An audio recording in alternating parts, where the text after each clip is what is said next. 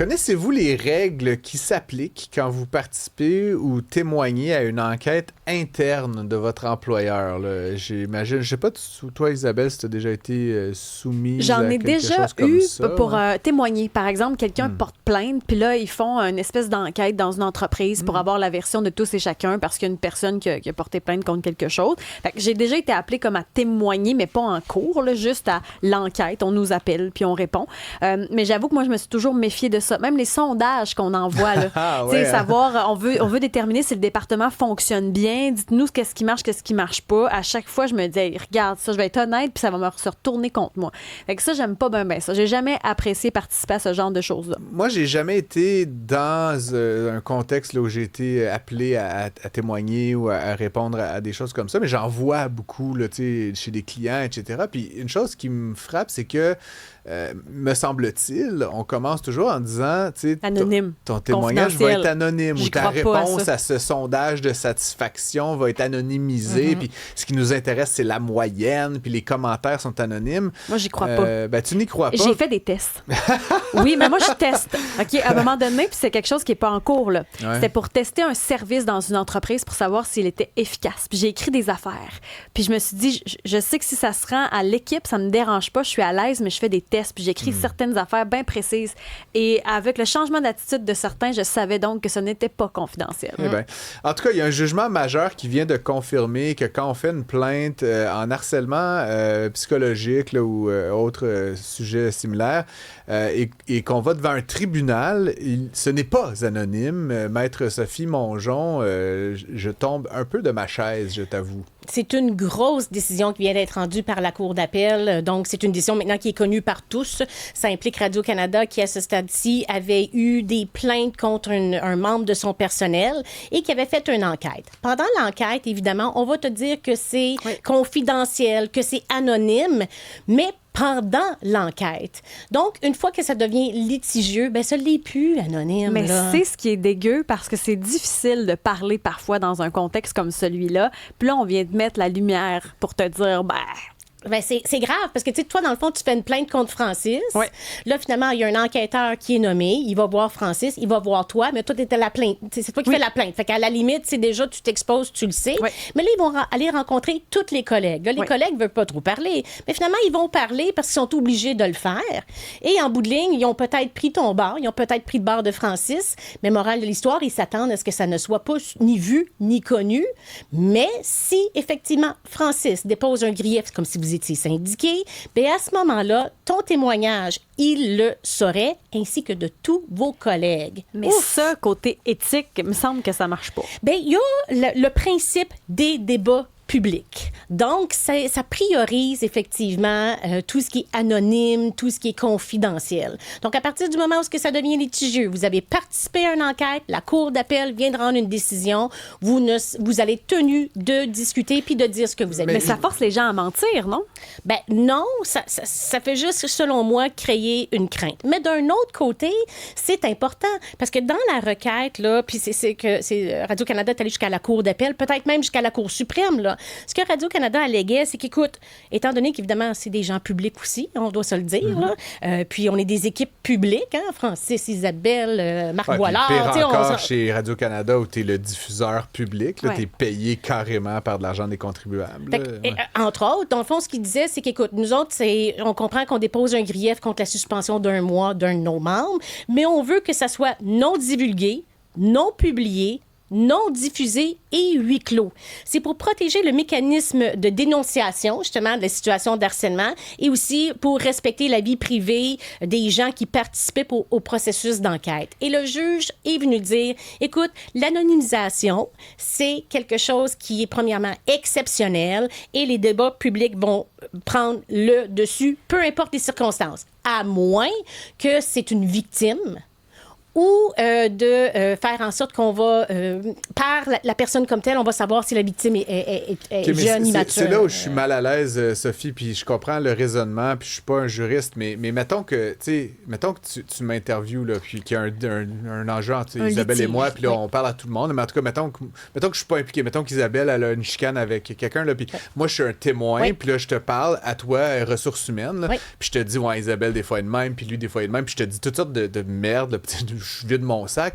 Mais au début de l'entrevue, tu m'as dit ce que tu vas me dire est anonyme et confidentiel. Oui. On a convenu d'un contrat, toi et moi. Là. Oui. Ceci, à la limite, on pourrait l'écrire, ce que je vais te dire est confidentiel. Mais tu signes une entente de confidentialité de toute façon lors d'une enquête. Mais donc, comment est-ce qu'en changeant de contexte, je perds mon droit à la confidentialité? J'ai un contrat qui dit que les mots que je vais dire dans ce témoignage-là sont confidentiels. Ça peut pas changer de nature à un autre moment. Là. Dans le cadre de l'enquête, et c'est des documents qui vont être des documents privilégiés entre les personnes rendues devant le tribunal. Faut que les gens puissent témoigner parce que sinon on n'arrivera jamais. Je peux pas exiger que mon témoignage soit détruit ou c'est quand même non. C'est une rupture de contrat, non? Non, c'est une autre sorte d'entente. L'enquête, elle est privilégiée, elle est anonyme, elle est rendue devant les tribunaux, elle ne l'est plus et c'est ça le gros jugement qui vient d'être rendu. Mais il y a deux choses, moi je trouve. Il y a une chose où je peux comprendre que des fois l'anonymat, tu te dis, est-ce qu'on a toute la patente, est-ce que le témoignage est crédible? Tu sais, je peux comprendre qu'à visage décaché, ça peut apporter ça. Par contre, je pense quand même que sachant ça, il y a des gens qui ne vont donc pas dire la vérité parce que tu veux pas de préjudice après, parce que tu veux pas te mettre de gens à dos, parce que dans le cas, par exemple, de Radio-Canada, t'as une job qui va pas être éternelle. T'es dans un média ou t'es dans une PME, peu importe, dans une job où t'es surnuméraire ou t'es travailleur autonome, ça se peut que tu dises rien. Oui, je comprends, mais tu sais, Francis, disons que tu fais une plainte contre lui. Lui, il veut savoir qui a fait, qui a témoigné. Il a besoin de le savoir pour faire une défense pleine et entière. Fait que je suis vraiment déchirée entre la défense pleine et entière de la personne qui est accusée et le droit à la confidentialité et de rester anonyme. Que dans le cas de la victime, par exemple, donc il est arrivé quelque chose de grave, je sais pas moi, agression sexuelle, mais là, est-ce qu'elle va revivre 2 puis 3 fois son affaire? Mais ça, c'est différent. Quand tu es victime d'agression sexuelle, là, ça va être anonymisé. Donc, justement, il y a une autre décision que c'est un monsieur qui était accusé d'agression sexuelle dans le cadre de son travail. Il a été congédié, donc il dépose un grief. Mais là, il dit, avant que la décision ait sur le fond puis qu'on décortique tout ce qui aurait pu être dit ou ce qui aurait été fait, moi, je veux que ça soit anonymisé parce que moi, je viens d'un pays de l'Afrique où ce que c'est mal vu, je vais avoir une honte, je vais être ostracisée, tout va arriver, là. Puis finalement, le juge a dit, je comprends ce que tu me dis, mon cher, mais malheureusement, toi, tu es accusé d'agression sexuelle, tu n'as pas vraiment de protection d'anonymisation. Là. J'ai quand même peur que les gens qui sont un petit peu au courant de l'actualité, qui lisent un jugement comme ceux-là, quand ils vont être face à une demande de témoignage dans un contexte interne, vont se limiter dans leur réponse. Ben oui, ou mentir. Ou pas participer. Ou pas participer. Je veux dire, c'est quand même un obstacle important à faire la vérité sur des informations. Si tu sais qu'ultimement, tout ce que tu dis va éventuellement être rendu public, je trouve ça un peu fou quand même. Effectivement, ce qui aurait pu avoir une mi-chemin, c'est-à-dire que oui, on dénonce, mais quand le jugement est public, à la place qu'on écrit, par exemple, au lieu d'écrire Francis Gosselin, FG, IP, tu sais, comme dans des jugements de droit de la famille, c'est ça qu'on va avoir. Ouais. En plus, moi, IP, ça peut passer comme une adresse IP. C'est parfait. Propriété intellectuelle. Donc, on verra comment ça vient tout ça. Est-ce que ça va être un obstacle aux enquêtes en harcèlement psychologique? On verra. On est en train de perdre Francis Gosselin. Je meurs. Il ne sait plus quoi dire. 180 degrés sur le prochain sujet, code de la sécurité routière. Et ça, c'est un petit peu, c'est plus léger. Là. Donc, vous le savez qu'effectivement, là, on ne peut pas tenir notre téléphone cellulaire et conduire en même temps. C'est clair.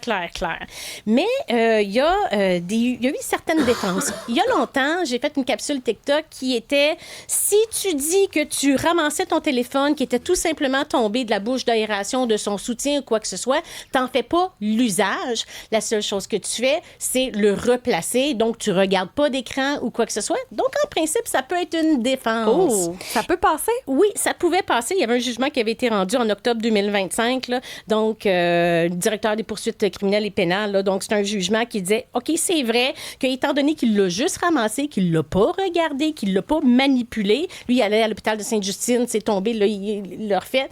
À ce moment-là, oui, tu ne fais pas l'usage. Donc, cette personne-là avait été acquittée. Donc, il y a une autre dame qui a fait Donc, cette si démarche. tu tiens ton téléphone puis que tu vas à la police, tu le laisses tomber. C'est ça le truc? Oui. Tu dis, je le ramassais. Ben, c'est un truc que j'avais dit. Là, ça, c'était en 2020. C'est un peu zone grise c'est à la fin. Mais la madame, elle a utilisé cette défense-là. Donc, dans l'autre jugement, puis ça s'est retrouvé justement jusqu'à la cour, parce que là, le procureur général dit, écoute, on commencera pas à accepter ça, là, que la défense, que je l'ai échappé, je le regardais pas. Puis là, la dame, ce qu'elle est venue dire, c'est que j'étais en main libre, donc en discussion avec mon conjoint, donc je l'avais, c'est ça l'objectif, là. Tu as le droit de parler au téléphone, mais en main libre. Il ne faut pas que ça soit sur toi, il ne faut pas que ça touche à ton Mais ciel, elle a il me dit, semble. j'étais en main libre sur mon appareil dans mon auto, mais mon téléphone, il était tombé à terre. Je l'ai juste repris pour le replacer. Donc, j'étais pas en train de parler au téléphone. Le juge a dit, attends une minute. La ligne est mince. La ligne est mince, Ouais. je ne te crois pas. Puis avec ces circonstances-là, à ce moment-là, il conclut ceci en disant sur l'interprétation de dispositifs main libre, il faut rejeter les prétentions de la plante parce que forcément, tu n'as pas les mains libres si tu tiens ton téléphone dans les mains. Puis tout est pareil, parce que je pense que c'est téléphone, mais n'importe quel gadget électronique. Hein? Oui, on parle exactement. Oui. Aussi d'une vapoteuse. Il y avait une personne qui s'était fait arrêter avec un téléphone dans les mains, puis il s'était présenté à la cour, puis il avait dit non, c'était pas un téléphone, c'était une vapoteuse. Fait que le juge dit, hey, merci beaucoup pour ta franchise, mais ta vapoteuse, elle a un écran, elle a un dispositif. Ben, c'est ça. Fait que quand tu joues avec, c'est un écran, Oui, ça marche donc pas. c'est considéré Oui. comme une distraction. C'est dans le code. Oui, oui. Et C'est dans le code. Exactement, 443.1 a fait en sorte qu'il a été condamné pareil, parce que la loi a dit pas juste un téléphone cellulaire ou tout autre appareil portatif. Alors, voilà.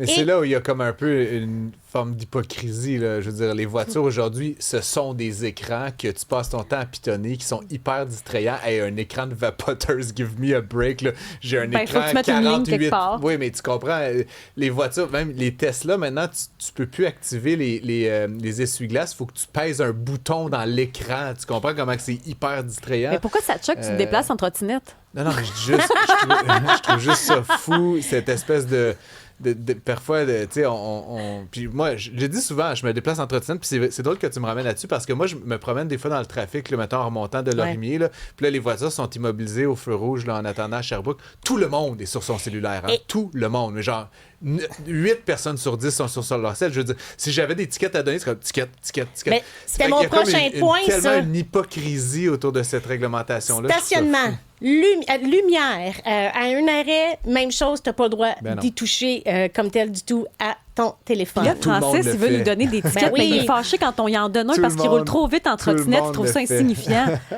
Si je me trompe pas, en Halifax, récemment, puis j'avais fait ça sur... j'avais repartagé là, cette reportage-là de TikTok, où les policiers, la GRC, s'étaient cachés comme mendiants à une lumière pour pouvoir voir les C'est gens bon. qui jouaient avec leur téléphone. Donc, le mendiant, qui est un faux policier, disait, OK, lui, il jouait avec son téléphone. Fait qu'il y avait une vraie police qui l'attrapait un petit peu plus loin à ce moment-là. Là. Fait qu'il faut être extrêmement prudent. Il nous reste 2 minutes, mais il y avait cette autre histoire de code de la sécurité routière. À une station-service, apparemment, il y a des règles très, très strictes que je pense la quasi-totalité du monde ignore. Je mais le c'est savais dans même le code, pas. moi non plus, tu me l'as appris. Mais parlons-en. OK.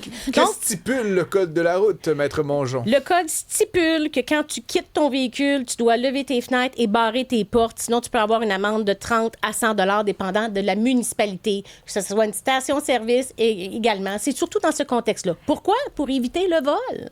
Je sais pas si ça s'applique, là, mais puis je sais pas si c'est vrai, mais semblerait qu'il faut pas parler à notre téléphone quand on met de l'essence dans l'auto. Ça se peut. Ça se peut.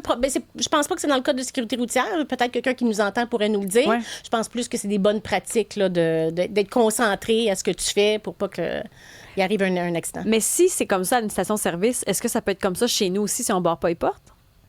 Oui. Non, il faut que ça soit dans un terrain. Ça peut être un terrain privé, mais il faut qu'il soit ouvert au public. OK. Donc, dans ta cour, non. Mais si tu étais en alcool au volant, là, dans ta cour, oui. Ça, c'est une autre histoire. Tu sais, juste être assis en état d'ébriété, même si c'est dans ta cour, tu n'as pas le droit. Faut que les clés soient à l'extérieur. hein. Les clés sont, c'est ça, faut que Ouais. les clés soient à l'extérieur. Donc, morale de l'histoire, tu n'as pas le droit de jouer avec ton téléphone et tu barres tes portes et tu montes tes fenêtres quand tu es en arrêt. Peu importe le temps, c'est la loi, le code de sécurité et routière si le t'es dit. sous, jette les clés par la fenêtre. Si t'es ça, sous, conduis pas. Point final. Point barre. Mais ce qui est le fun, c'est qu'avec les averses aujourd'hui, les fenêtres montées, c'est toujours plus pratique. Absolument, absolument. Maître Sophie Mongeon, avocate en droit social, merci comme toujours, puis on se retrouve dans pas longtemps. C'est